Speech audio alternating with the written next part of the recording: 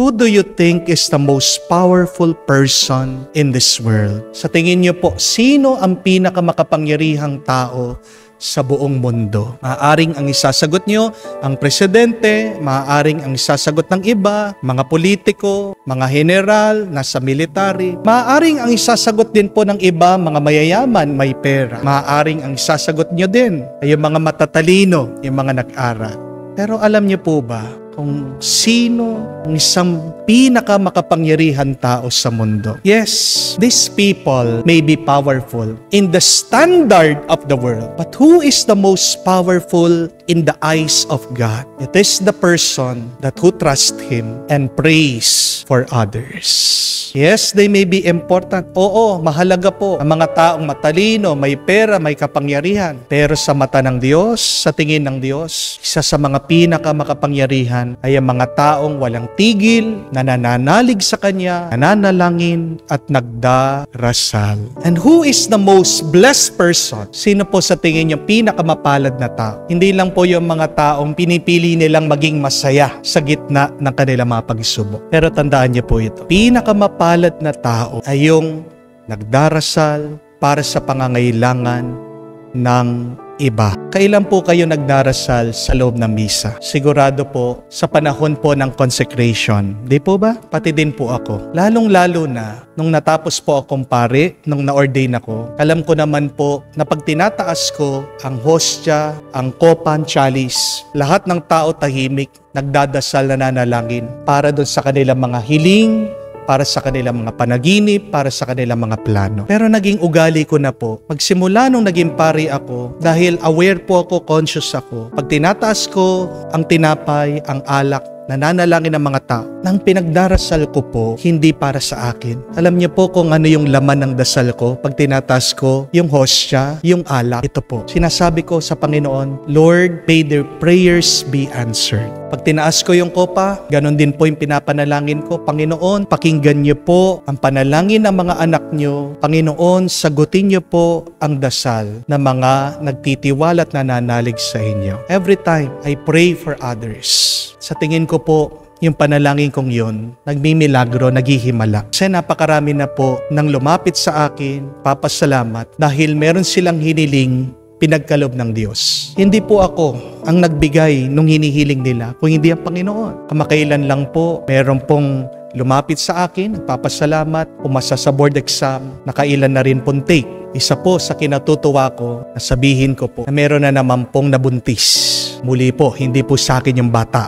Pero napakatagal na po na nananalangin. Dahil alam naman po natin na isa sa mga nangungumpleto para maging masayang pamilya ay yung magkaroon ng supling itong mag-asawa. Patuloy po ako sa pagdarasal. Kaya nga po, ito yung naging mission ko. Ito yung bukasyon ko. Papasalamat po ako sa Diyos na available po ang internet, ang YouTube, social media para ang blessing ng Panginoon ay lalo pang kumalat at marami ang mas mabasbasan. Po kayo mag-alala. Kasama niyo po ako nananalangin. Hindi ko man po kayo kakilala, hindi ko man po kayo nakikita. Yan po yung aking pinagdarasal sa loob ng misa. But why not try? Instead of asking the Lord for what you need, pray for the needs of others. You would see that as you bless others, you will also be blessed in the process. Amen? Remember that the most powerful prayer is when you lift it to God and when you pray for others. Makapangyarihan po ang nagdarasal.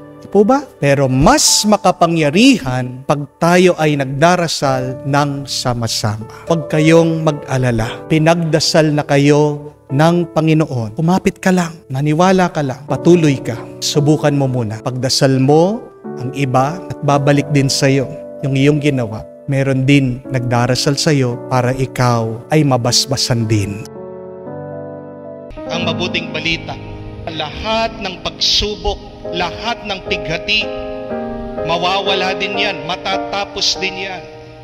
At pagkatapos ng pighati, ng problema, darating ang ating Panginoon. Yan ang kanyang pinapaalala sa atin. Heaven and earth shall pass. What does that mean? Everything shall pass away. Lahat ng mga bagay lilipas, lalong-lalo na yung problema mo. Lalong-lalo na yung dinadala mong mabigat sa iyong buhay. Napakagandang dasal na pwede mong ulit-ulitin habang kinakaharap mo ang iyong suliranin. Lilipas din ito.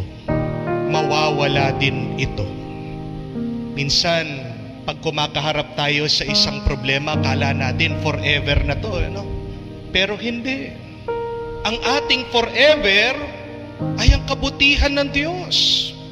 Huwag niyo pong iisipin na forever yung problema mo. Ano ang tawag mo sa forever na problema? Anong tawag mo dun sa nararanasan mo walang tigil na sakit at bigat? Ang tawag po dyan ay impyerno. Pero alam niyo po kung sinong gumagawa sa impyerno? Hindi po ang Diyos. Hulaan niyo sino? Tayo. Kayo. Ikaw. Ang Diyos nga nililigtas tayo eh. Ang Diyos nga gusto niya maging masaya tayo eh. Yan ang dahilan bakit dumating ang ating Panginoong Jesucristo. Jesus came to save, not to allow us to suffer and die. Pero tayo pag walang tigil sa kakaisip, sa problema, ginagawa mo ang sarili mong impyerno dito sa mundo. Stop. Tigilan mo yan. Dahil hindi kagustuhan yan ng Diyos. Tigilan mo yung pag-iisip mo dyan sa problema. Ulit-ulitin mong sabihin, ulit-ulitin mong paniwalaan, lilipas din ang aking pagsubok, lilipas din ang aking problema. Mawawala din yan. This too shall pass. Tingnan nyo nga po, ang COVID, dati tigto 2,000, yung mga nahahawa, daily, araw-araw. Ngayon po, ang nasa tala, tigwa 1,700 na lang. Di po ba milagro yon? Anong nangyari? Paunti-unti nawawala. Biglang dumating, bigla din mawawala. May sakit, pero gagaling ka din. Ganyan din sa utang. Wala kang pera, pero magtiwala ka. Bibigay ng Diyos sa iyan. Malalampasan mo yan. Pray. Believe. Sabihin mo, ito din lilipas. But you really need to trust in the Lord. Yan ang napakagandang dasal. Pwede natin sabihin araw-araw na magpapalakas sa akin. Harapin mo ang iyong problema, sabihin mo, mawawala ka rin. Lilipas ka rin. At sinong tutulong sa iyo? Walang iba kung hindi ang Diyos.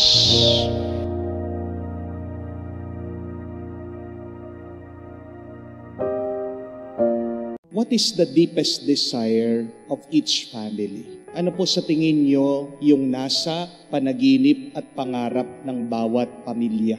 Hindi po ba yung maging masaya lang ang bawat isa sa pamilya? Amen? Pag merong isa na hindi masaya sa pamilya, kahit na paano gustuhin ng ibang membro ng pamilya na maging masaya sila, hindi sila magiging masaya. Paano magiging masaya ang ibang membro ng pamilya kung merong isa sa kanila naghihirap, walang pera?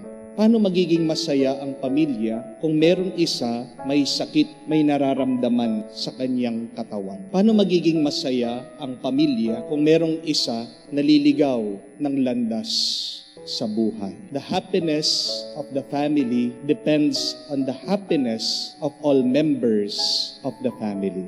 Dahil ang pamilya, tandaan po natin, parang ding katawan yan. Ang sakit ng kalingkingan, sakit ng buong katawan. At sana matandaan po natin ito. Sana wag natin makalimutan ito. Sana wag po tayo maging insensitive o walang puso sa pinagdadaanan at nararamdaman ng bawat isa sa ating pamilya. Kung gusto mong maging masaya, dapat tignan mo muna, yung pamilya mo masaya ba?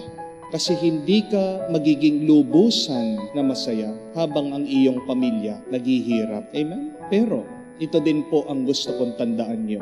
Kung para sa atin, ang gusto natin, maging masaya ang ating pamilya. Ano naman ang gusto, nais ng ating Panginoon, ng Diyos, para sa ating pamilya? Ito po, narinig natin sa Ebanghelyo. Mas mahalaga na ang pamilya ay sumunod sa kagustuhan ng Diyos. Because how can a family be happy if they are not holy? We can never be happy if we are not holy. If you are holy, you will be happy. True happiness lies in being holy. Magiging kang tunay na masaya kung mabuti ka, kung banal ka. Sabi ng ating Panginoon, sino ba ang aking pamilya? Sino ba ang aking kamag-anak? Sino ba ang aking mga kapatid, ang aking ina? Sila yung mga sumusunod sa kagustuhan ng Diyos. Aanuhin mo nga ang pamilya kung ito ay hindi nabubuhay sa kagustuhan ng Diyos. Ano ang pamilya kung sila ay nabubuhay sa kasalanan? May halaga pa ba ang pamilya kung sila ay nakakasakit ng ibang tao? Kung sila ay nawawala sa tamang landas? Yes, each family would want to be happy. But remember, God wants our family to be holy, because in being holy, it is only then that we can be happy. Unahin natin ang pagsunod sa kagustuhan ng Diyos at makikita natin, mararanasan natin na tayo ay hindi lang magiging masaya, tayo din ay magiging payapa. Nung minsan, meron dumating din po nagpapatulong sa akin dahil ang kanyang kapatid na babae nagkaroon ng problema. Nahuli niya, nadiskubre niya, yung kanyang kapatid ay nakikiapid. Meron siyang iba kahit na meron din siyang asawa. At itong kinakasama niya, meron ding asawa, meron ding pamilya. At sabi niya, Father, tulungan niyo po yung kapatid ko. At alam niyo po, bilib na bilib ako dito sa babaeng ito. Kasi, di po ba, pwede naman niyang pabayaan yung kapatid niya. Madalas naman, ganyan din yung nagiging sagot natin sa problema ng ating mga kapatid o mga ibang kamag-anak. Di ko problema yan. Problema niyo yan. Di po ba? Ganyan yung ating pag-iisip. It's none of my business. Pabayaan niyo sila. Pero bilib na bilib po ako dito sa babae. Kasi kahit na hindi niya problema, dahil kapatid pa rin niya, apektado siya. At gusto niya, itong kanyang kapatid magbago. Itong kanyang kapatid tumigil na sa kanyang pagkakasala. Kasi alam niya, nakakasira ng buhay ng ibang pamilya yung kanyang kapatid at pati din yung kanyang pamilya nasisira doon sa kanyang ginagawa. Kaya ako po, napakasaya ko. Kung narinig ko yon, kahit na nalulungkot ako, naririnig ko yung ganong problema. Kasi sabi ko, tingnan mo na, meron pa rin nagmamahal. Meron pa rin concern. At ito yung totoong pamilya. Na pag alam mo merong problema, magtutulungan kayo, magsasama-sama kayo para mapabuti ang bawat isa. That is why, my dear friends, please, do not only pray for the happiness, the success of your family, but please include in your prayers the holiness, the fidelity, and the goodness for your family. Pagdasal po natin ang ating mga pamilya. Hindi lang yung maging mayaman sila, maging matagumpay sila, maging masaya sila. Pero sana naman ipagdasal din natin, naisin natin ng bawat isa sa atin sa pamilya, maging mabuti at banal. Dahil nga, hindi ka magiging masaya at payapa kung hindi ka mabuti at banal.